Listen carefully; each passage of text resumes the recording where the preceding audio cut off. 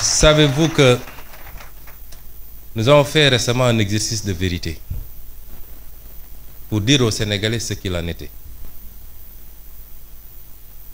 Certains ont crié au loup en disant que nous aurions dû mentir au peuple sénégalais pour éviter de nuire à l'image du Sénégal. Nous ne sommes pas dans cette relation avec le peuple sénégalais. La vérité sera dite, quelles qu'en soient les conséquences, mais pas pour nuire à l'image du Sénégal, pour lancer un message très fort au peuple sénégalais. C'est que ce qui nous a conduit à ces situations, c'est qu'on a souvent voulu se cacher derrière notre petit doigt et éviter d'affronter les réalités de face. Les modèles de développement qui ont marché ailleurs et qui sont pratiquement identiques compte tenu des réalités et des spécificités socioculturelles sont les mêmes qui développeront ce pays. Et ce modèle, c'est compter d'abord sur nous-mêmes.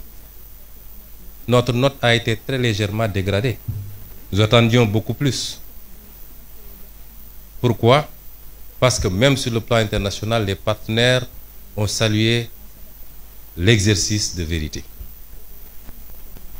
Mais si notre note a été dégradée après,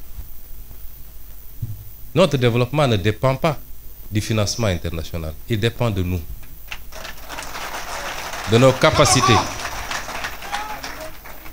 capacités à nous fixer des objectifs, à mobiliser toutes les ressources endogènes. Et Dieu sait qu'on n'en a pas mobilisé encore le 5e.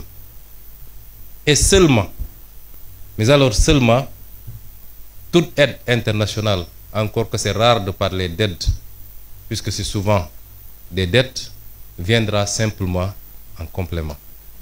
Et ce message, nous devons le comprendre parce que si aujourd'hui le Japon, qui n'a aucune ressource naturelle, qui a vécu ce qu'elle a vécu lors de la Deuxième Guerre mondiale, a su en être à ce niveau, c'est parce qu'il a appliqué cet esprit, ce modèle, cette combativité, ce don de soi pour sa patrie, mais cette croyance fondamentale en lui-même et en son peuple. Je vous remercie de votre aimable attention.